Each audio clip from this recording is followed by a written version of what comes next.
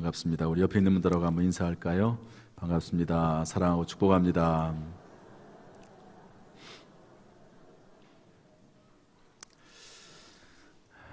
오늘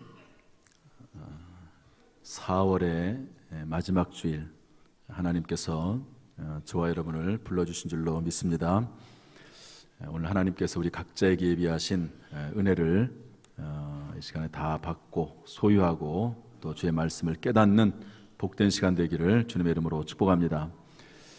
오늘 말씀을 한번 같이 제목 읽어볼까요? 내 집을 채우라. 다시 한번 내 집을 채우라. 구호를 안 했네요. 구호 먼저 합시다. 제가 현수막을 양쪽에 달아놨습니다. 여태까지 이렇게 한 적이 없는데요. 이번에 구호가 좀 많아요. 그래서 좀 잊어버릴까봐, 헷갈릴까봐 아예 써놨습니다. 그리고 그 위에는 1120 비전 이렇게 했는데요. 그 숫자의 의미를 이해하면 좋을 것 같습니다. 1000은 1000명에게 전도 접촉한다 이런 말입니다. 그래서 250개씩 4번 전도 접촉 선물을 갖다 놓을 테니까요. 그걸 사용하시면 된다는 말이고요. 100 이것은 100명을 초청하겠다. 장기 결석자라든지 또 그리고 전도 꼭 와야 될 그런 분들을 여러분 기록해서 내시라는 말이고요. 초청하라는 말이고요. 실제로 그 다음에 20명은 등록입니다. 20명 좀 목사님이 째째하게 20명이 뭐예요? 20명이 한 200명 정도는 해야지. 그런데 너무 많이 들어와도 사실 어렵습니다. 와도. 그리고 중요한 것은 명확한 복음 제시입니다. 제가 2주에 걸쳐서 이제 21일, 28일 2주에 걸쳐서 명확한 복음 제시를 하려고 해요. 등록하는 것은 언제든지 하면 됩니다. 언제든지. 괜히 등록을 너무 빨리 하면은요, 사실은 등록하고 나서 이런저런 이유로 교회를 안 나오게 되면 참 어려워요. 또 오히려 더. 그러니까 제가 좀 작게 잡았는데요. 여러분들이 이런 내용을 가지고 기도 많이 해주시면 좋을 것 같습니다. 구호하겠습니다. 구호 준비. 다시 한번 구호 준비. 내 집을 총력 전도는 가든지 보내든지. 할렐루야. 아주 이제 뭐 너무 잘하시네요. 또 이게 있으니까 눈에 잘 띄시죠. 하나님께서 우리에게 전도의 영을 부어주시기를 주님의 이름으로 축복합니다. 내 집을 채우라 이 말은 주인의 잔치자리를 채우라 하는 말입니다. 여기 16절에 보니까 이르시되 어떤 사람이 큰 잔치를 베풀고 많은 사람을 청하였더니 이렇게 돼 있거든요. 그래서 주인이 베푼 잔치자리를 채워라. 그런데 이것은 하나님 나라의 잔치자리를 채우라 하는 그런 말입니다. 15절 말씀 보면 함께 먹는 사람 중에 하나가 이 말을 듣고 이르되 무릇 하나님의 나라에서 떡을 먹는 자는 복되도다 이러면서 시작을 하거든요. 그러니까 천국에 대한 비유를 하면서 잔치를 배설한 주인의 이야기를 하고 있는 것입니다. 내 집을 채우라고 하는 말은 물론 하나님 나라의 천국의 자리, 천국을 채우라, 믿는 자들이 많게 하라 하는 의미를 가지고 있지만, 그러나 현세적으로 우리가 지금 우리가 살고 있는 이 현실적으로 또 가시적으로 본다고 하면 내 집을 채우라고 하는 말은 성전, 예배당을 채우라라고 하는 말로 이해할 수가 있습니다. 우리가 지금 예배당을, 성전을 건축하고 예배를 드리고 있죠. 처음 우리가 예배를 여기 드렸을 때 이 자리가 거의 비었습니다. 거의라고 하는 너무 심하고요. 2층에는 한 명도 앉지 않았습니다. 지금은 아래층에도 거의 차고 2층도 많이 앉아 계시거든요. 정말 하나님의 은혜입니다. 이렇게 여기에서부터 하나님의 자리, 성전을 채워나가는 가운데 이들이 예수를 믿고 그리고 하나님의 나라, 하나님의 자리에까지도 충만하게 채워지는 은혜가 있기를 주님의 이름으로 축복합니다. 예수님은요, 성전을 내 집이라고 하셨어요. 누가복음 19장 46절 말씀 한번 읽어보겠습니다. 다 같이 시작. 그들에게 이르시되 기록된 바 내 집은 기도하는 집이 되리라 하였거늘 너희는 강도의 소굴을 만들었도다 하시니라. 예수님께서 성전에 대해서 말하기를 예배당이죠. 성전입니다. 내 집이다. 내 집이다. 그러면서 내 집은 기도하는 집이 될 것이다 이렇게 말씀했거든요. 따라서 여러분 성전 안에서 기도해라 이 말도 맞지만 또한 성전을 채워야 된다 하는 말도 맞습니다. 우리가 믿음 안에서 여러분들이 다 헌신하고 충성스럽게 이 예배당을 아름답게 건축을 했어요. 이제 이곳에서 나와서 마음껏 하나님 앞에 부르짖어 기도하는 기도의 장소가 되기를 주님의 이름으로 축복합니다. 또한 이곳을 가득 채워서 하나님 나라의 백성이 많아지는 역사가 있기를 주님의 이름으로 축복합니다. 오늘 본문의 말씀을 통해서 내 집을 채우라라고 하는 말씀 속에 들어가 있는 몇 가지 다른 교훈들을 좀 살펴보려고 합니다. 먼저 21절 말씀 한번 읽어보겠습니다. 21절 다 같이 시작. 종이 돌아와 주인에게 그대로 고하니 이에 집주인이 노하여 그 종에게 이르되 빨리 시내 거리와 골목으로 나가서 가난한 자들과 몸 불편한 자들과 맹인들과 저는 자들을 데려오라 하니라. 저를 보시죠. 어떤 주인이 잔치를 아주 멋있게 배설을 했습니다. 그리고 나서 다 초청장을 보냈는데 이제 잔치 열릴 날이 얼마 안 남아가지고 종을 보내가지고 잔치가 있으니까 오십시오 다시 한번 얘기를 했습니다. 그랬더니 하는 말이 나는 글쎄 밭을 사서 일을 하러 가야 됩니다. 못 오겠습니다. 나는 소를 5마리 샀는데요, 그 소가 잘 일을 하는지 시험하러 가야 됩니다. 저는 결혼을 했네요. 그래서 갈 수가 없습니다. 이렇게 전부 대부분의 사람들이 못 오겠다고 얘기를 하는 겁니다. 원래 이 말씀의 의미는 뭐냐면 유대인들을 말합니다. 유대인들은 예수 그리스도 메시아가 올 것을 계속 소망하고 기도했습니다. 그런데 막상 예수님이 이 땅에 오시자 그 예수님을 배척하고 받아들이지 않고 십자가에 못 박아 죽였습니다. 그래서 예수님을 부인한, 받아들이지 않은 유대인들을 의미하는 내용입니다. 그러나 이것은 오늘날 전도에 관련해서 많이 우리에게 이야기되고 있는 말씀이기도 합니다. 여러분 잘 한번 생각을 한번 해보세요. 잔치를 열었는데 그 잔치에 사람들이 못 오겠다는 거예요. 그러면 어떻게 됩니까? 그냥 하지 사람들이 좀 들어오면 어때? 그렇다고 잔치를 그만둘 수는 없고 그냥 잔치하자, 오는 사람들을 데리고 우리가 열심히 준비했으니까 한번 잔치하자, 이렇게 얘기할 수도 있습니다. 그런데 그 주인이 뭐라고 얘기하냐면, 그러냐?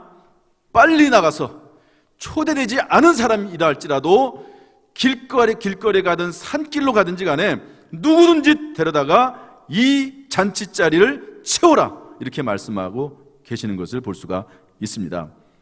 여러분 그냥 대충 할 수도 있어요. 그 자리 안 채워도 잔치는 진행이 될 수 있습니다. 그런데 주인은 굳이 그 자리를 채우라는 거예요. 이게 무슨 의미냐면 전도의 불가피성을 의미합니다. 여러분 전도는 해도 되고 괜찮고 안 해도 되는 그런 성질의 것이 아니라는 거죠. 여러분 우리가 살다 보면 해도 되고 안 해도 되는 것들이 있어요. 교회도 해도 되고 또 안 해도 되는 것들이 있습니다. 더 많이 해야 될 것도 있고 이 정도는 어느 정도 해도 될 부분들이 있지 않습니까? 그런데 전도라고 하는 것은요 꼭 해야 된다는 거예요. 이것은 피할 수 없는 길이고 부득불 해야 되는 일이 전도다. 예수님께서 우리의 죄를 대신해서 죽으시고 누구든지 예수 그리스도를 믿도록 그리고 전도하도록 우리에게 말씀하셨다는 사실을 여러분 기억하시고, 여러분 전도의 불가피성을 깨닫고 그것이 우리 교회 사명임을 깨닫고 전도에 동참할 수 있게 되기를 주님의 이름으로 축복합니다. 여기 보면요 빨리 나가라고 되어 있습니다. 빨리. 이것은 전도의 시급성입니다. 여러분 전도는 시급합니다. 왜 시급할까요? 주님의 재림이 가까웠기 때문에 그렇습니다. 주님이 오신다고 하더니 벌써 오신다고 한 때가 2000년이나 지났는데 안 오시네. 여러분 그렇게 생각하지 마십시오. 예수님께서 요한계시록 22장 20절에 뭐라고 말씀하시냐면 내가 진실로 속히 오리라 말씀하고 있습니다. 또 다른 성경에는 뭐라고 되어 있냐면 예수님께서 이 땅에 오실 때부터 마지막 때라고 되어 있습니다. 단지 한 영혼이라도 더 구원받기 위해서 참으시고 기다리실 뿐이지 언제든지 예수님은 다시 오실 수 있다 하는 것을 여러분 기억하셔야 되고, 또 이것이 전도의 시급성입니다. 또 전도는 왜 시급합니까? 개인의 수명 때문에 시급해요. 예수님이 사실 언제 올지는 몰라요. 그러나 우리의 수명의 한계는 분명합니다. 모세가 시편 90편에서 그의 인생론을 말할 때 이렇게 얘기했습니다. 우리의 연수가 70이요 강건하면 80이라도 그 연수의 자랑은 수고와 슬픔뿐이요 신속기간이 우리가 날아가나이다. 여러분 모세가 참 이스라엘 백성들을 광야 생활을 하면서 가나안 땅까지 이끌어가면서 얼마나 많은 고생을 했습니까? 그때 모세가 인생을 되돌아보기를 인생은 참 수고와 슬픔뿐이다. 70년 80년 사는 그 인생 가운데 왜 이렇게 힘이 드는지 모르겠다. 그러면서 인생론을 말을 했습니다. 물론 우리나라는 평균 수명이 80세를 넘어갑니다. 그렇지만 세계적으로 여태까지 인류의 수명이 70살을 넘어본 적이 없습니다. 사람은 70년 80년 살다가 다 주님의 부르심을 받게 되어 있습니다. 그래서 인간의 수명이 전도의 시급성을 우리에게 강조한다고 볼 수가 있습니다. 또한 전도는 시급한데 왜 시급하냐면 인생의 가치 때문에 그렇습니다. 여러분, 예수님 밖에, 하나님 밖에서 사는 삶은 하나님 나라에서 의미가 없고 가치가 없어요. 여러분, 하나님이 없는 인생, 여러분 그것이 의미가 있다고 생각을 하십니까? 저는 가끔 가다가 이건희 삼성그룹 회장의 이야기를 해요. 벌써 병원에서 식물인간으로 사는 지가 벌써 몇 년, 수년입니다. 얼마나 돈이 많습니까? 대한민국의 제일 부자입니다. 제일 유명한 사람 중에 하나일 것입니다. 그러나 그의 모든 재산은요, 여러분 어떻게 되겠습니까? 그야말로 아무런 쓸모없는 하늘나라에서 쓰레기 취급을 당하고 말게 될 것입니다. 하나님이 없는 인생, 예수를 모르고 구원받지 못한 인생은 그 인생 끝이 비참할 수밖에 없습니다.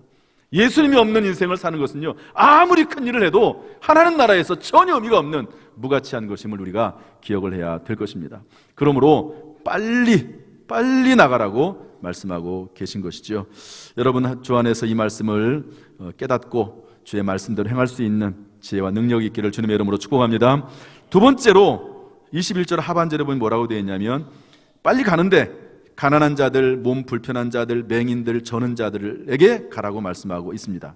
이것은 전도의 대상을 말해요. 여러분, 마음이 가난한 자들이 천국을 소유합니다. 마음이 교만한 사람들이 앉을 자리는 천국에 예비되어 있지 않습니다. 그래서 마태복음 5장 3절은 이렇게 말씀하고 있는데요, 한번 읽어보도록 할까요? 다 같이 시작. 심령이 가난한 자는 복이 있나니 천국이 그들의 것이며. 여러분, 늘 하나님에 대한 갈급함이 있고, 그리고 어떤 영적인 갈급함이 있는 사람들이, 그리고 어떤 면에서 보면 생활에 대한 갈급함이 있는 사람들이 결국 예수님을 만나게 되는 것을 볼 수가 있습니다. 우리나라를 보면은요, 우리나라가 가난한 시대에 가난한 사람들이 많았던 그때에 예수님을 사람들이 영접을 했습니다. 그리고 소외당하던 여자들, 아이들이 예수 믿어서 지금의 현재에 이르지 않았습니까? 이런 것을 알 수가 있습니다. 지난번에 인구 센서스를 통해서 한국의 종교 인구 중에서 기독교 인구가 제일 많다는 그런 통계가 나왔습니다. 처음으로 불교를 제치고 기독교 인구가 제일 많아진 거예요. 여러분, 이 현상에는요, 긍정적인 면도 있지만 부정적인 면도 있습니다. 옛날에 우리나라가 일제치하에서 3.1운동을 일으켰을 때 기독교인들이 대부분 앞장섰습니다. 그때 기독교 인구가 2%입니다. 2%. 그런데도 전체 나라를 움직일 수 있는 그런 능력과 힘이 있었습니다. 그러나 오늘날은 좀 많이 부족하지요. 그렇지만 이 기독교 인구가 많다고 하는 것은 그만큼 한국교회가 기도를 하고 또 그리고 부모들의 그 수고와 노력이 있다는 것을 우리에게 알려주고 있는 것입니다. 그런데 하나님께서는 이렇게 가난한 사람들, 소외당하는 사람들, 이런 사람들을 들어서 사용하시고 이들을 통해서 영광 받으시는 분이 하나님이시다 하는 것을 알 수가 있는데요, 우리 고린도전서 1장 말씀 한번 읽어보겠습니다. 좀 길지만 29절까지 읽어보겠습니다. 시작. 형제들아, 너희를 부르심을 보라. 육체를 따라 지혜로운 자가 많지 아니하며 능한 자가 많지 아니하며 문벌 좋은 자가 많지 아니하도다. 그러나 하나님의 세상이라는 것들을 택하사 지혜 있는 자들을 부끄럽게 하려 하시고 세상에 약한 것들을 택하사 강한 것들을 부끄럽게 하려 하시며 하나님께서 세상에 천한 것들과 멸시받는 것들과 없는 것들을 택하사 있는 것들을 폐하려 하시나니 이는 아무 육체도 하나님 앞에서 자랑하지 못하게 하려 하심이라. 아멘. 여러분, 하나님은요, 가난한 사람들을 좋아하세요. 부자들을 미워하진 않습니다. 그러나 가난한 사람들, 약한 사람들, 천한 것들, 멸시받는 것들, 없는 것들, 이런 것들에 대한 지대한 관심이 하나님에게 있는 줄로 믿습니다. 그리고 그들을 부르시는데요, 왜 그러시는가? 이는 아무 육체도 하나님 앞에서 자랑하지 못하게 하려니라 했습니다. 여러분, 우리가 구원받아 하나님의 자녀가 됐고, 그리고 지금 혹시 부유하게 또 그리고 좀 괜찮게 살 수 있을지 몰라요. 그러나 그것은 하나님 앞에 절대로 자랑할 것이 하나도 없는 줄로 믿습니다. 하나님이 우리를 부르셔서 하나님의 자녀로 삼으시고 우리에게 은혜 주셔서 지금 이 자리에 우리가 있는 줄로 믿습니다. 그러므로 여러분, 예수 그리스도 안에서 소망을 가지십시오.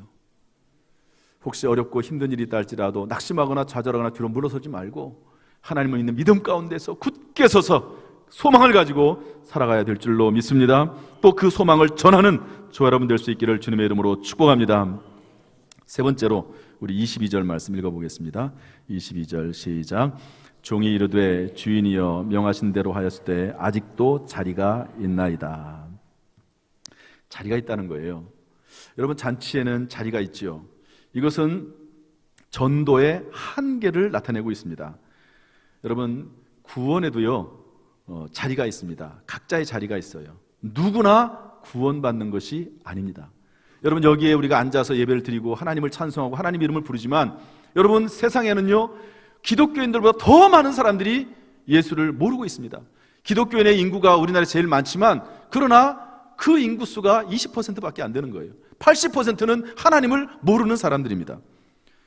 여러분, 구원받는 것은 누구나 다 받는 것이 아닙니다. 마가복음 16장 16절 말씀 한번 읽어보겠습니다. 다 같이 시작. 믿고 세례를 받는 사람은 구원을 얻을 것이요 믿지 않는 사람은 정죄를 받으리라. 여러분, 이 말씀이 변함이 없어요. 하나님께서 한번 그 입술로 선포하신 말씀이기 때문에 이제는 그 말씀에 의해서 하나님도 그 말씀의 제안을 저는 받는다고 봅니다. 믿고 세례를 받는 사람은 구원을 받지만 믿지 않는 사람은 정죄를 받고 지옥 백성이 될 수밖에 없다 하는 것을 기억을 해야 됩니다. 여러분, 영화 잘 보십니까? 저는 영화 보는 걸 좋아하는데요, 잘 가지는 못해요. 그런데 영화관에 들어가면요 돈을 주고 티켓을 사면요 자리가 예비되어 있습니다. 그 자리에 앉아야 됩니다. 자리가 텅텅 빌 때도 있어요. 그러면 어느 자리에 앉아도 상관은 없어요. 그러나 그 좌석의 한계를 벗어날 수가 없습니다. 저는 이번에 이 설교 말씀을 준비하면서요, 야, 자리가 있구나. 하나님 나라에도 자리가 있구나. 여러분, 예수님께서 언제 오신다고 그랬죠? 하나님 나라에 내가 거처를 마련하려고 하는데 거처가 다 준비가 되면 예수님 다시 오신다고 했습니다. 따라서 각자에게 예비된 하나님 나라에 처소가 있고 하나님 나라에 자리가 있다 하는 것을 성경을 통해서 알 수가 있습니다. 여러분, 비행기를 타면 비행기 좌석이 있죠. 거기 가서 앉아야 됩니다. 여러분, 천국행 비행기 티켓도 있다고 저는 봐요. 이게 비유적으로 설명을 하는 거지만요, 여러분, 천국행 비행기에 탑승해서 하나님 나라까지 들어갈 수 있는 그 티켓이 뭡니까? 예수 그리스도인 줄로 믿습니다.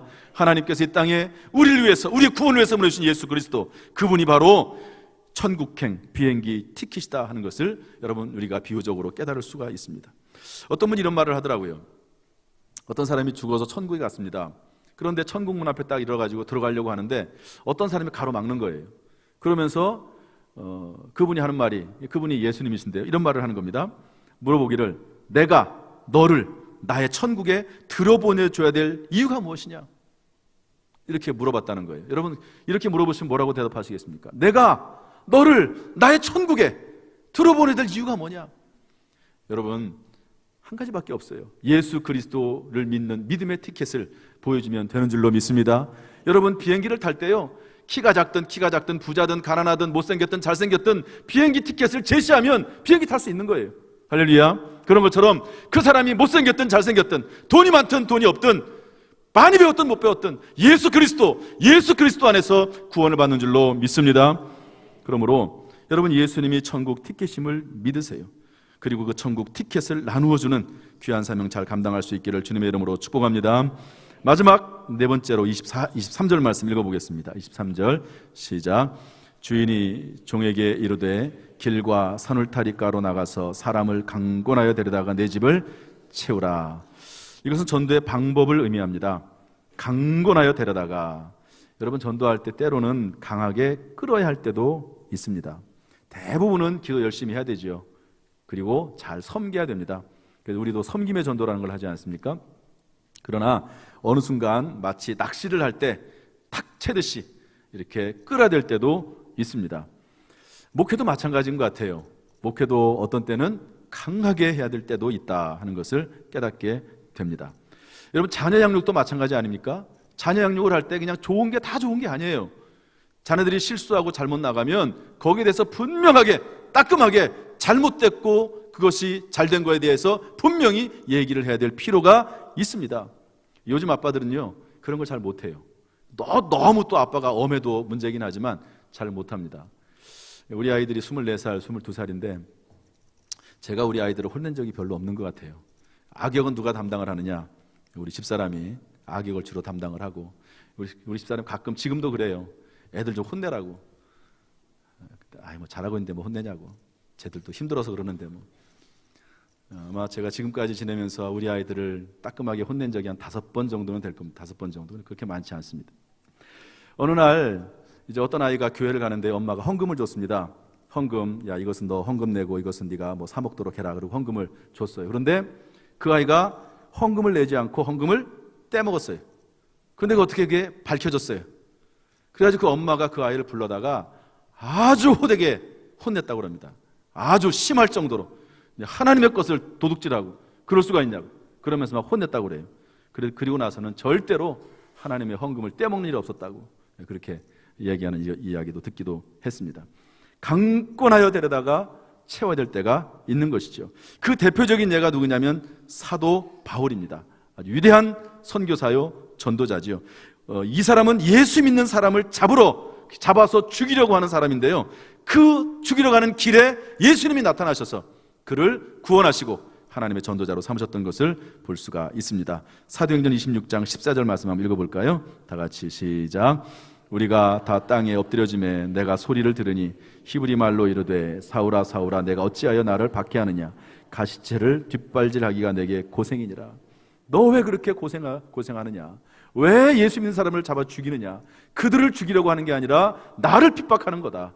이렇게 말씀하시면서 그때 이제 예수님에 대한 그 모습을 보고 눈이 안 보이게 되죠. 나중에 회복이 되지만 그리고 위대한 전도자가 되는 것을 볼 수가 있습니다. 때때로 하나님께서는요 우리를 구원하시기 위해서 여러 가지 방법들을 강권적인 방법을 쓰시기도 한다 하는 것을 기억을 해야 됩니다. 여러분 전도는 어명입니다. 따라서 합시다. 전도는 어명이다. 왕의 명령이라는 거지요. 여러분 만왕의 왕이신 하나님께서 우리에게 전도를 명령하신 줄로 믿습니다. 하나님의 명령을 생각하면서 여러분 눈치 보지 말고 담대하게 담대할 것도 없어요 사실은.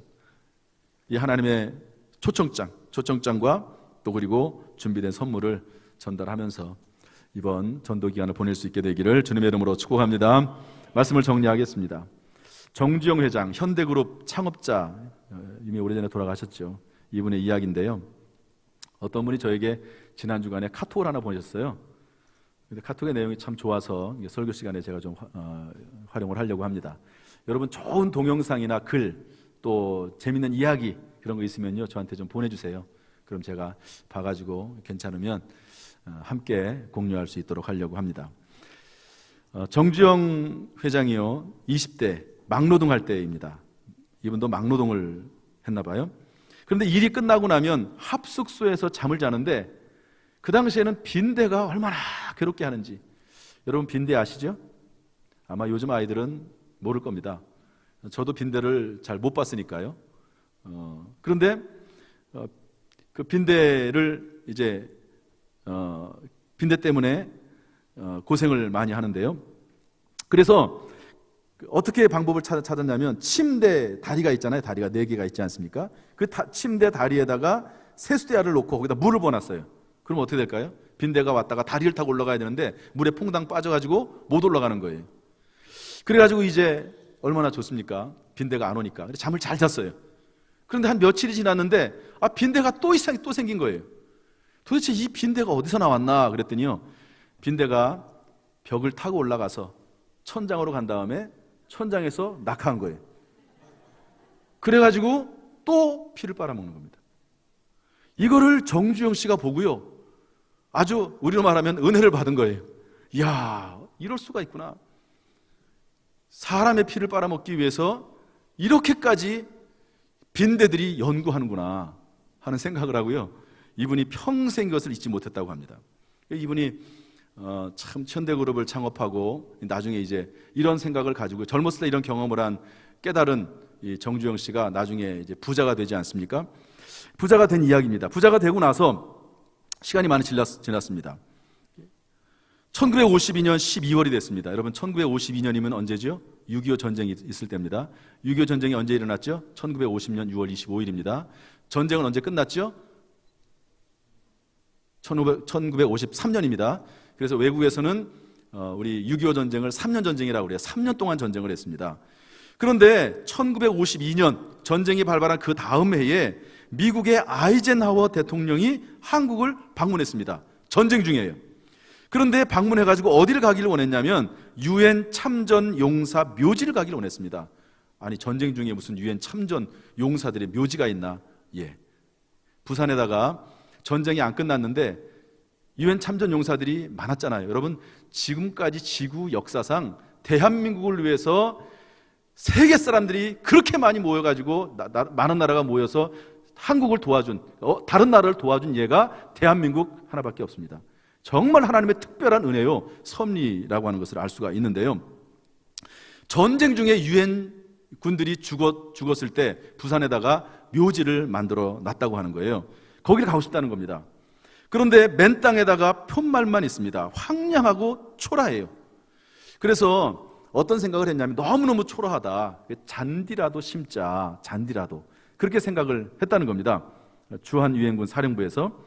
그런데 그때가 1952년 12월입니다. 12월. 잔디가 없죠.